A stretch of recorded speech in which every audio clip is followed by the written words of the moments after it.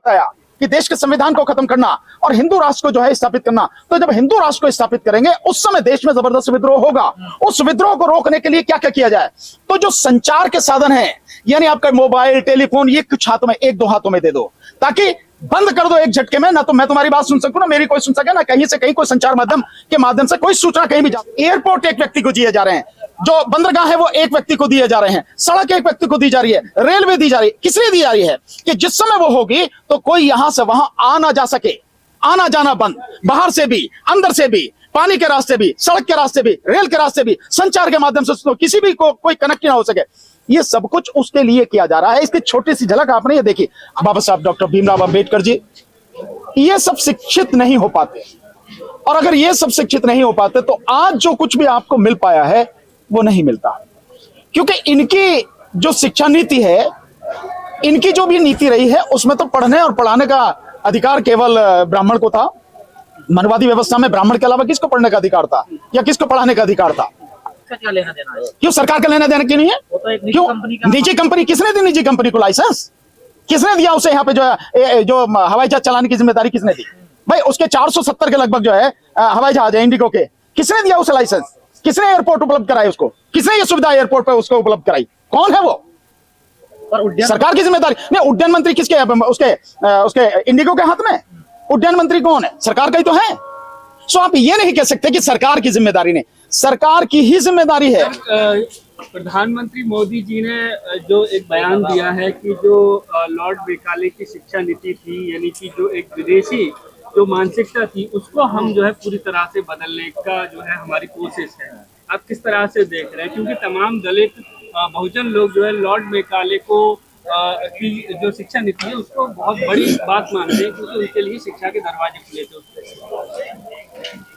देखिए, अगर मोदी का ये कहना है कि वो विदेशी और गुलामी वाली जो शिक्षा नीति थी, पद्धति थी, हमें उसे बदलना है, तो आप अगर मोदी का पूरा चरित्र देखें और उसका पूरा पीछे का जितना भी कार्यकलाप है वो देखें, अगर वो कह रहा है तो उसमें कोई ना कोई बात ऐसी जरूर होगी जो कम से कम बहुजन समाज को मिटाने की बात होगी, जब आप उसकी गहराई में जाके देखेंगे।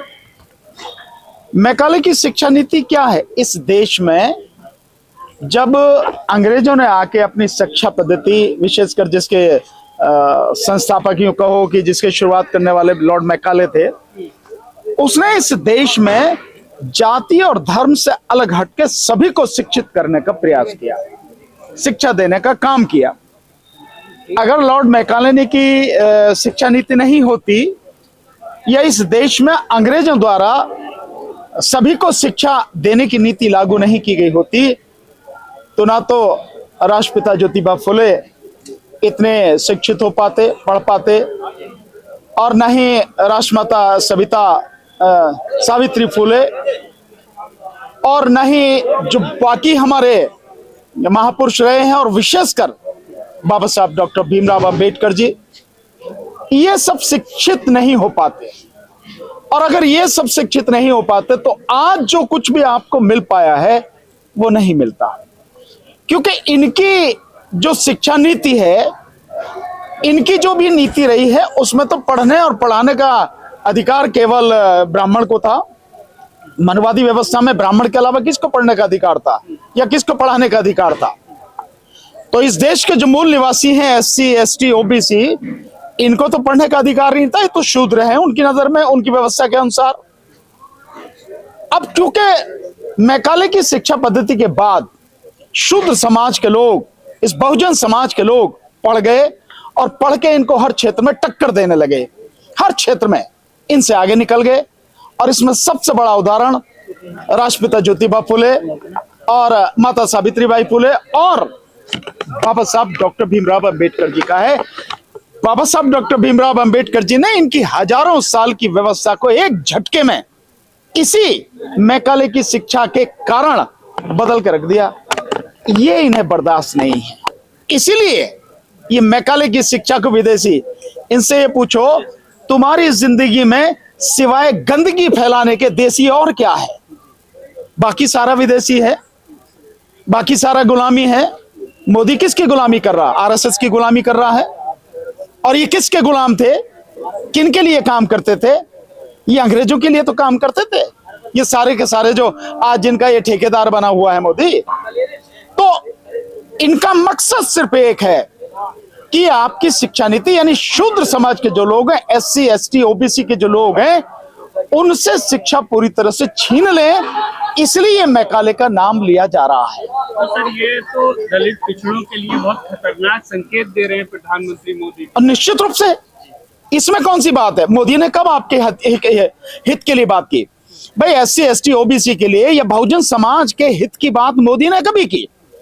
उसके खून में नहीं है ये सब कुछ कि वो आपके हित की बात करे। और जिस शिक्षा नीति को खत्म करने की बात कर रहा है, ये तो बहुत पहले से शुरू कर दिया।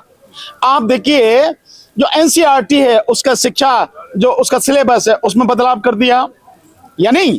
इसके अलावा और यूनिवर्सिटीज में और जो बुक्स में, उसमें चेंजेस कर रहे हैं।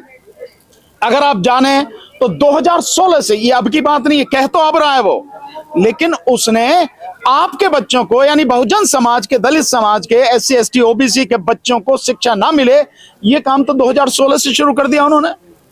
2016, 17, उसके बाद में जो आगे बढ़ती रही और फिर 2020 में आई जो जिसे नई शिक्षा नीति कहा जाता है। वैसे वो हकीकत में नो एजुकेशन पॉलिसी है, एनईपी है ना अंग्रेजी में, न्यू एजुकेशन पॉलिसी। हाँ, जिसे कहते हैं न्यू एजुकेशन पॉलिसी। वो तो न्यू तो मूर्ख बनाने के लिए है, उसका मतलब है नो एजुकेशन पॉलिसी। और अगर ज्यादा और इसे कह सकते हो तो नागपुर एजुकेशन पॉलिसी, ये है उसका मतलब, जिसके माध्यम से इस देश में गरीबी के बच्चों को एजुकेशन मिल ही ना पाए किसी भी तरह से, एससी एसटी की ओबीसी। क्योंकि शिक्षा है, बाबा साहब ने कहा ना, शिक्षा शेरनी का दूध है, जो पिएगा दहाड़ेगा।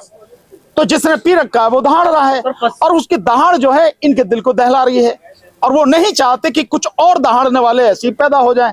इसलिए ये नो एजुकेशन पॉलिसी के माध्यम से इस बहुजन समाज के लोगों की, बच्चों की शिक्षा खत्म करना चाहते हैं। वैसे भी इस देश में पिछले 10 साल में 1,04,000, तकरीबन 1 लाख के लगभग स्कूल बंद हो चुके हैं, सरकारी स्कूल। और सरकारी स्कूलों में कौन कौन पढ़ता? गरीब का बच्चा। सर, पश्चिम बंगाल में चुनाव होने वाले हैं, लेकिन कल से वहाँ वही मंदिर मस्जिद का मुद्दा बड़ा हवा तूल पकड़ गया है। सर देखिए, ये कोई नई बात नहीं है, ये हर जगह वो करते हैं, क्योंकि इसके अलावा इनके पास कुछ नहीं। हालांकि धीरे धीरे लोग इस बात को समझ रहे हैं कि ये क्या करते हैं, राजनीति के लिए कितनी गंदगी फैलाते हैं, और गंदगी के लिए इनके पास एक ही कचरा है, और वो कचरा है हिंदू मुस्लिम। इसके अलावा इनके पास और कुछ नहीं है। बीजेपी कह रही बाबरी मस्जिद बना रहे हैं ना, ये देखें। नहीं, वो बना ले, बाबरी मस्जिद बना रहे या कोई भी मस्जिद बना रहे, तुम्हें क्या इससे दिक्कत है भाई? उन्हें लग रहा है, और मुझे लगता है कि जो बाबरी नाम दिया जा रहा है, वो बनाने वाला व्यक्ति शायद राजनीति से जुड़ा हुआ है, विधायक है ना। कहीं ऐसा तो नहीं है कि वो भी कहीं इनके हाथ का खिलौना बन गया हो जो बाबरी नाम दिया जा रहा है? भाई वो मुस्लिम होके भी अगर बाबरी नाम दे रहा, नाम तो कुछ और भी दे सकता था, मस्जिद ही बना लेता, पर बाबरी नाम दे रहा, तो कहीं वो भी तो आरएसएस का आदमी नहीं है, इनके हाथ की कठपुतली तो नहीं है, को इन्हीं की मतलब चाल में फंस गया हो, या इन्हीं की कहने से जो कुछ कर रहा है वो कर रहा हो। अन्यथा बाबरी नाम देने की क्या जरूरत थी? कई लोग कह रहे हैं दंगा कराने की साजिश रची जा रही है। तो जो भी कुछ देखिए, उनका तो काम ही है, और वो आज से नहीं रच रहे ये साजिश कि यहाँ इस देश में धर्म के नाम पे दंगा हो जाए। वो बहुत समय से ये लगातार कोशिश कर रहे हैं, लेकिन इस बार सफल नहीं हो पा रहे हैं, क्योंकि लोग समझ रहे हैं असली मुद्दा यहाँ का धर्म नहीं है या धार्मिक लड़ाई नहीं है, असली मुद्दा है बेरोजगारी। इस देश में 50 करोड़ लोग बेरोजगार है, बहुत बुरी स्थिति है इस देश में, भयानक महंगाई है। आपको मालूम है, जब आप डाटा, जो सरकार का डाटा है कि इस देश में गरीबी की रेखा क्या है, और जब विश्व बैंक का डाटा है, जब उनको आप कैलकुलेट करते हैं, तो इस देश में 89% लोग गरीबी की रेखा से नीचे जीवन जीते हैं। विश्व बैंक का कहना है कि भारत में 88 से लेके 89% लोग वो हैं जो महीने में 200 रुपए भी नहीं कमाते। और जब इसको आप कैलकुलेट कर ले हो, तो विश्व बैंक का जो गरीबी की रेखा का डाटा है वो उससे नीचे आता है, और इसको जब संख्या में कैलकुलेट करोगे तो 1,124 करोड़ 60 लाख लोग भारत में गरीबी की रेखा के नीचे जीवन जी रहे हैं। तो असली समस्या ये है यहाँ। तो सबका आएगा ना सर, देखिए एयरपोर्ट पे क्या हालत हो रही है, पैसे वालों की भी नहीं, वो देखिए, ये तो अगर आप मोदी एंड कंपनी को, आरएसएस को, इस ब्राह्मणवाद मनुवाद को नहीं समझ रहे, तो इसका क्या इलाज है? बहुत समझाया, बड़े कवि साहित्यकार कह के चले गए। मैं समझता हूँ कौन से बड़े जबरदस्त कहने वाले हैं जो कि हमारा भी नंबर आएगा जो तेरा ही घर है, राहत इंदौरी, ठीक है ना जी। लगी है आग तो आएंगे घर कई जद में, इस मोहल्ले में हमारा ही मकान थोड़ा ही है, तो सबको आग लगेगी।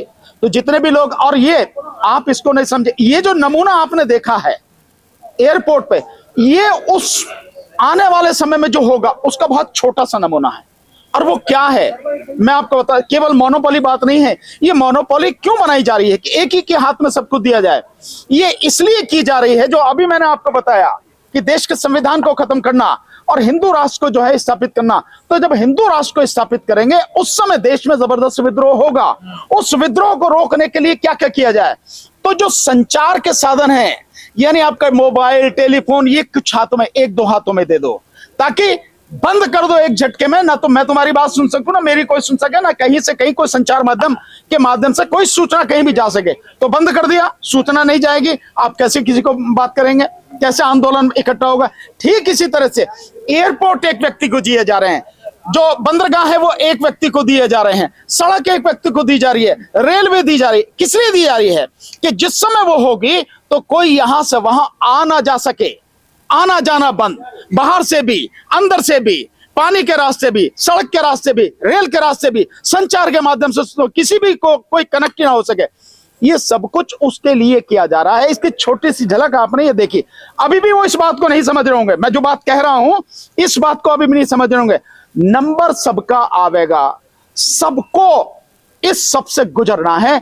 अगर समझ जाएंगे तो बेहतर होगा, देश बच जाएगा, आने वाली पीढ़ी बच जाएगी, नहीं तो तबाही तो सामने है। पश्चिम बंगाल में मस्जिद बनाते समय सुरक्षा का ध्यान रखते हुए 3000 जवानों को तैनात किया है सरकार ने। छोड़ो यार, ये तो सरकार का काम है, 3000 करे 30,000 करे उसका काम है, मेरा काम थोड़े ना है। लाखों यात्री परेशान हैं और हाई मिडिल क्लास के, लेकिन कोई भी जवाबदेही लेने को तैयार नहीं है, सरकार या कंपनी। देखिए, ये तो एक चीज है कि जवाबदेही किसी के नहीं है, कोई भी अपनी जो है उत्तरदायी लेने को तैयार नहीं है, अपना उत्तरदायित्व लेने को तैयार नहीं है, कोई भी जिम्मेदारी लेने को तैयार नहीं है। पर इसके आगे एक और बात है कि जितने भी लोग हैं वो, उनमें अधिकतर वो लोग हैं, 99% वो लोग हैं जो समृद्ध हैं, हर तरह से समर्थ है, सक्षम है। उनमें से किसी एक की हिम्मत नहीं हो रही कि सरकार के खिलाफ चू भी बोल सके। यह है गुलामी की पराकाष्ठा कि इतने समर्थ लोग, इतने सक्षम लोग, इतने पढ़े लिखे लोग उस पर तो चीख रहे हैं जो स्टाफ का आदमी है, लेकिन मोदी के खिलाफ एक शब्द नहीं बोल पा रहे हैं, सरकार के खिलाफ एक शब्द नहीं बोल पा रहे हैं। यह है गुलामी असली। सरकार जिम्मेदारी लेगी, सरकार ने कभी जिम्मेदारी नहीं ली, मोदी कभी जिम्मेदारी नहीं लेता, मोदी एंड कंपनी जितने भी है कभी जिम्मेदारी नहीं लेते। इसकी आपको कल्पना भी नहीं करनी चाहिए, ऐसा सोचना भी नहीं चाहिए। ये कहा जा रहा है ना, सरकार का क्या लेना देना है? क्यों सरकार का लेना देना क्यों नहीं है? वो तो एक निजी क्यों? कंपनी का। निजी कंपनी किसने दी? निजी कंपनी को लाइसेंस किसने दिया? उसे यहाँ पे जो हवाई जहाज चलाने की जिम्मेदारी किसने दी? भाई उसके 470 के लगभग जो है हवाई जहाज है इंडिगो के, किसने दिया उसे लाइसेंस? किसने एयरपोर्ट उपलब्ध कराए उसको? किसने ये सुविधा एयरपोर्ट पर उसको उपलब्ध कराई? कौन है वो? पर उड्डयन सरकार की जिम्मेदारी नहीं। उड्डयन मंत्री किसके? उसके इंडिगो के हाथ में उड्डयन मंत्री कौन है? सरकार का ही तो है। सो आप ये नहीं कह सकते कि सरकार की जिम्मेदारी नहीं, सरकार की ही जिम्मेदारी है। और आप देखना कि इसके बीच में निकलेगा कुछ और, कि शायद जो उसका यार है मोदी का, जिसकी चौखट पे वो नतमस्तक होता है, कहीं अडानी को देने की तो तैयारी ना हो और ये क्रिएट किया गया हो, ये सब कुछ जानबूझ के, कि लोग इतने परेशान हो जाएं और इंडिगो हाथ खड़े करके भाग जाए और उसके बाद में अडानी इसे खरीद ले और उसके बाद सब कुछ उसका। ये भी हो सकता है। इस तरह की भी चर्चाएं लगातार चल रही हैं, मीडिया पे लोग इस बात को भी कह रहे हैं कि कहीं ना कहीं ये भी है।